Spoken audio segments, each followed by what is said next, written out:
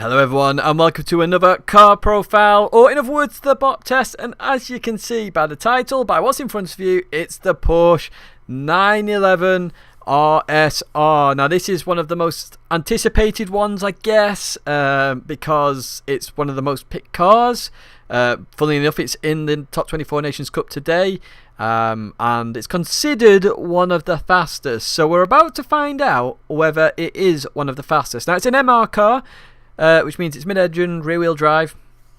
And this one, again, I always say it's an interesting one. Again, it's interesting, but what are we going to see from this Porsche? Now, of course, it's a Porsche and it's naturally aspirated, so you have to rev the nuts off this thing as we go to Brands Hatch. So on the right hand side, you can see we've been in the 22s quite a lot already, and looking at our optimum, we're already ahead of the field so far at Brands Hatch. So, you know, coming into these corners, first gear, we don't use first gear a lot in most cars. We do in the Porsche. You have to rev the crap out of this thing to get the optimum power.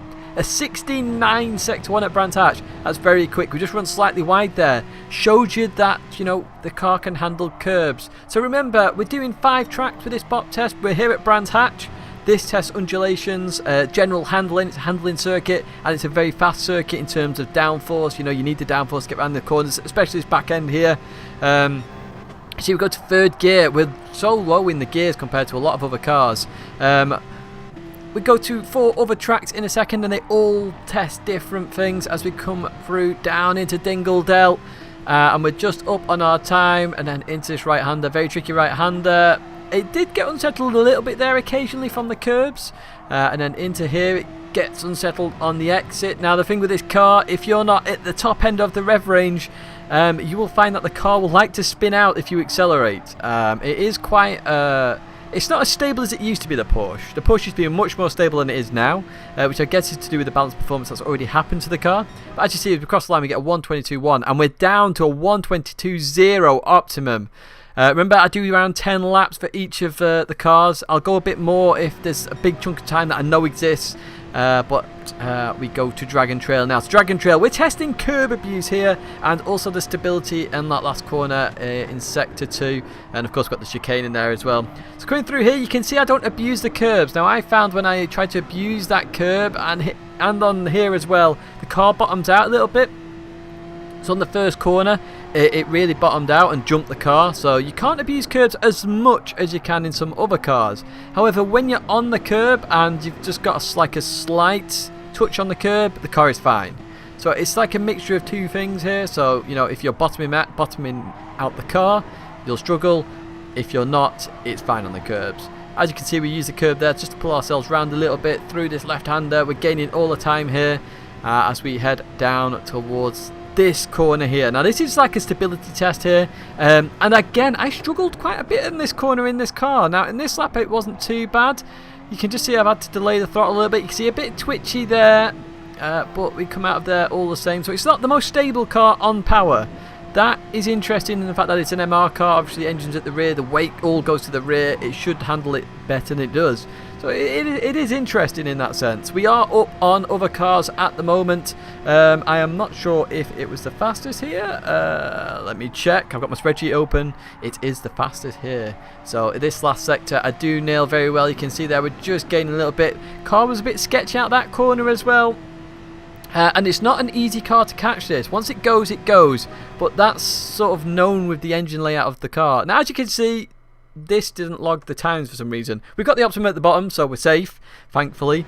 But it didn't log the time. So we go to Interlagos, and you can already see we are miles ahead here. A 1:30.7 we're on at the moment through this right-hander. Now, why am I doing another lap, you're probably wondering? Because I felt there was a bit more time in this, so I continued on just to do one more lap as we head down here. Now, here with the weight transfer, I did find the car does not, well, it's hard to explain. It doesn't mind the weight transfer in the car, except if you over-rotate the car, over-rotate your steering. So if you overturn the car and then suddenly you get weight transfer, the car goes all over the place. It's quite susceptible to weight transfer, this car. But if you get the right steering angle and you're not pushing the weight too much over, it's absolutely fine and as stable as anything. So you can see I accelerate out of here, absolutely no problem really. Slight twitch, but that twitch was stable enough because I ended up at the top of the rev range. Again, down to first gear, absolutely no problem. Now this corner shows you the stability of the car, because I just lift off a little bit here just because of the line I took. It was absolutely stable through there. One time I did it absolutely flat because I nailed the line perfect. Through here as well, it's fairly stable. A bit risky on the exit occasionally. I did spin there on lap number 1, I think it was. I did spin on that corner. So, you know, it's still risky putting the power down. And I'd say that's interesting because the engine's at the back, so the engine and the force of the acceleration, the G-force, should force the tyres well into the ground, but it doesn't do that. We get 130.6 and that's our optimal as well.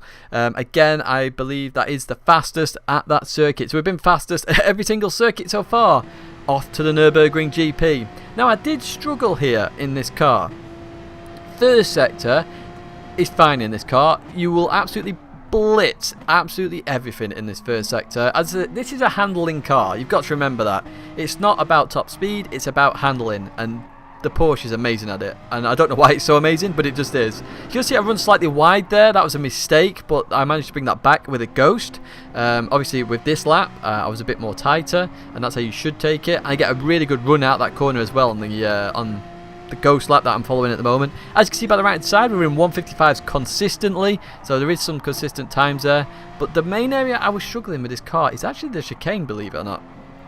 Coming through here, again, because of the way the car is, when you accelerate it does dig down a little bit. The more you are in the rev range, obviously the more weight is going down on the tyres, which is why you want to be at the top end of the rev range. This corner was tricky. I couldn't decide first or second. I stayed in second in the end. To me it was a bit too low in the revs, but the first gear just, it didn't feel right. So that's why I was second through there. You can flat this, no problem. There's not really any understeer at all, so that does show in this car. And this is a balanced circuit, remember. Interlagos with undulations, this is a balanced circuit.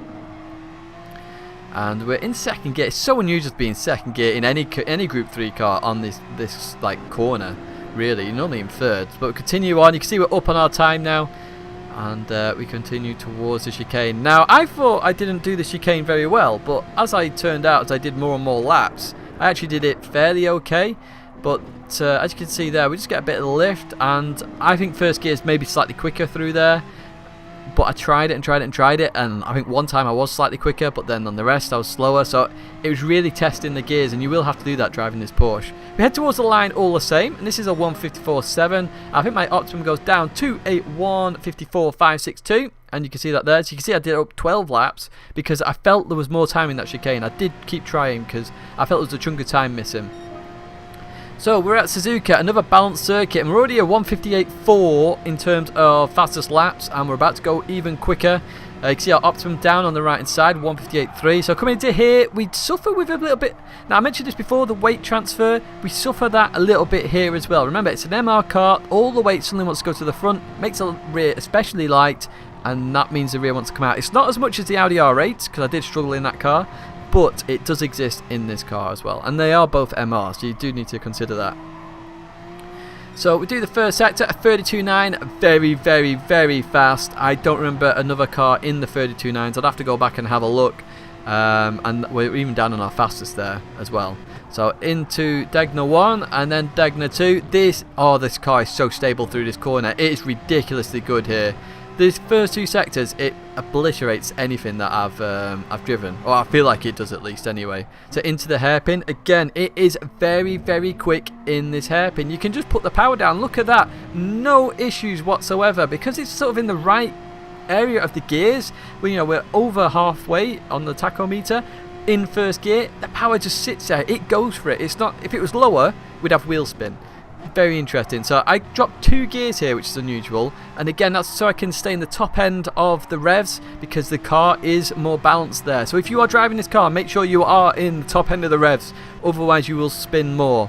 It's a very tricky car to drive, this Porsche. It's not as easy as you think it is, especially compared to the other car. Like we look at the Lancer last time that I showed, or last video I showed, it's unbelievable. Top end speed at the cones at 154 miles an hour.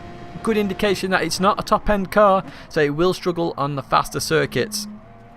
through. Here we go. Again, this was a decision, first or second. Couldn't really make my mind up. Stayed in second in the end, just to try and keep the balance there. And then towards the line we go, and it's a 58.229 in terms of the... Oh, yeah, I did do that. It's 58.229. So there's the spreadsheet. You can see the Porsche goes into the lead by about 5 tenths from the Lexus, but that is a big gap to the Aston Martin, so something has to give here.